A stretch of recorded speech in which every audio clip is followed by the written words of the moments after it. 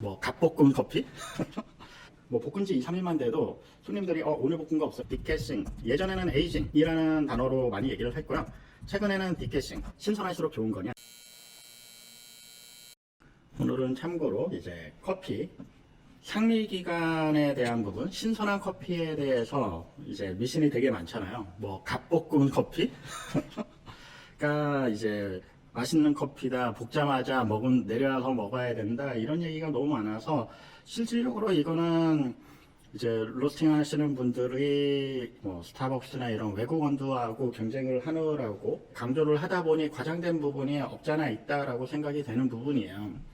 물론 커피가 신선식품이긴 한데 뭐 볶은 지 2, 3일만 돼도 손님들이 오늘 볶은 거 없어요? 이런 얘기를 할 때마다 오늘 볶은 커피가 맛있는 커피가 아닌데 왜 이럴까에 대해서 솔직히 제가 커피 시작했던 10년 전 생각해 보면 스타벅스 커피는 오래된 커피, 국내에서 로스팅한 걸 먹어야 된다, 이런 얘기를 하면서 이제 신선도에 대해서 강조를 하다 보니까 너무 강조된 부분이 있는 것 같아요. 실질적으로 이제 어느 시기에 맛있게 먹을 수 있는 커피냐가 더 중요한 부분이 아닌가라는 생각이 좀 드는 부분이어서 오늘은 신선한 커피에 대해서 언제까지 신선한 거냐, 그리고 과연 신선할수록 좋은 거냐, 이거에 대해서 좀 얘기를 해보려고 해요. 일단 커피를 볶고 나서 어떠한 변화가 일어났냐, 이거부터 얘기를 하는 게 맞을 것 같아요. 이제 물리적으로, 화학적으로 변화가 일어났는데 어떤 변화가 일어나길래 뭐 신선한 커피가 좋냐 나쁘냐 이 얘기가 나오는 걸까. 그래서 첫 번째로는 디캐싱이라고 보통 얘기하는 이산화탄소 이탈 정도로 쓸게요. 그래서 이제 커피를 볶고 나면 커피에 이산화탄소가 엄청나게 많이 생성이 되거든요. 그래서 커피 내부 압력이 대기압보다 높은 상태가 돼요. 갓볶은 커피에 1에서 2% 정도의 무게가 이산화탄소라고 해요. 그래서 이제 그런데 이제 기체잖아요. 그래서 이제 그 커피의 구조에 갇혀 있는 상태에서 커피 내부압이 실질적으로 대기압보다 높은 상태이기 때문에 얘가 시간이 지나면서 이제 점점점 이탈을 하는 거죠. 그리고 두 번째로는 이제 산화가 일어나요. 그래서 이제 커피의 이제 지질, 이제 지방이나 이제 기름이 이제 한 12% 정도 되는데 그게 이제 산화가 되는 거죠. 그래서 산패가 일어날 수 있는 그런 환경이 조성이 되고요. 그리고 지질의 이동, 커피 안에 있는 이제 이런 지질, 지방이나 기름이 이제 커피 내부에서 이동을 하면서 퍼져 나가는 이런 세 가지 현상이 커피를 볶고 나면 일어나는 현상이라고 생각을 하시면 되고요. 여기에서 그 커피를 볶고 나면 디캐싱이라는 이 부분도 좀 논란의 여지가 있는데, 디캐싱, 예전에는 에이징이라는 단어로 많이 얘기를 했고요. 최근에는 디캐싱이라는 얘기를 많이 해요.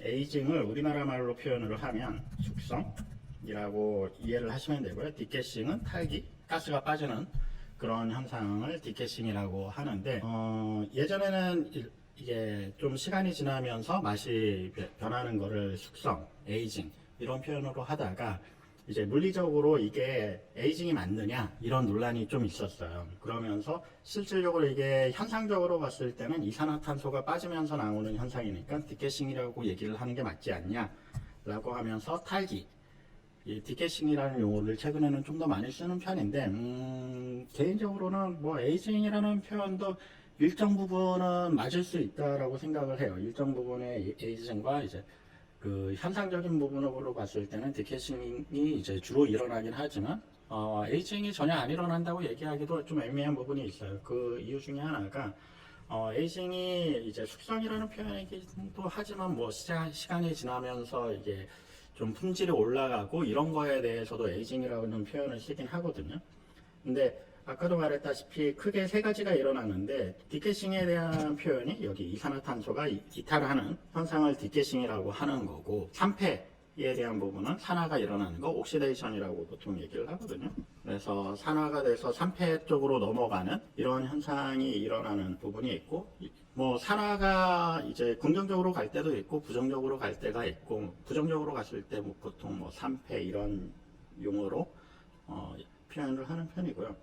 그리고 하나 더 봐야 되는 게 이게 지질의 이동이에요. 그래서 그 안에 있는 이제 지질이 전체적으로 고르게 퍼지는 현상이나 아니면 이제 표면으로 나오는 현상들. 그래서 이제 오래된 커피는 기름이 반질반질해진다 이런 이유도 이제 지질의 이동 때문에 일어나는 거라고 보시면 돼요. 이산화탄소하고 같이 이제 표면으로 이동하는 현상.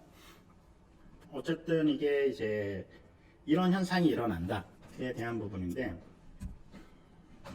실질적으로 커피가 상태가 될 때 요인을 보면 시간, 뭐 이건 어쩔 수 없죠. 시간은 이제 잡을 수가 없으니까. 그리고 산소, 그리고 수분, 빛, 온도, 크게 이 정도 볼 수 있겠네요.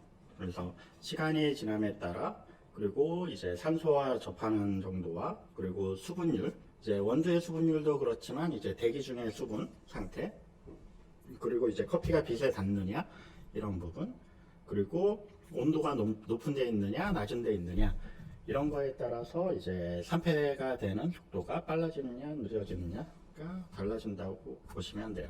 그래서 이제 포장 방법에 따라서 그 보존율이나 이런 게 달라지긴 하는데, 먹고 나서 2, 3일 정도 지나서 드시는 게 더 나을 거예요. 분쇄한 원두를 가지고는 빨리 드시라고 얘기를 할 수밖에 없고, 그러면은 일주일은 지나서 쓰는 거를 추천을 하고 있고, 실질적으로 거래처에서도 2주 지나서 쓰는 데들이 꽤 있는 편이에요. 진짜 전혀 이제 아로마 밸브 역할을 못하는 애들이 있어요.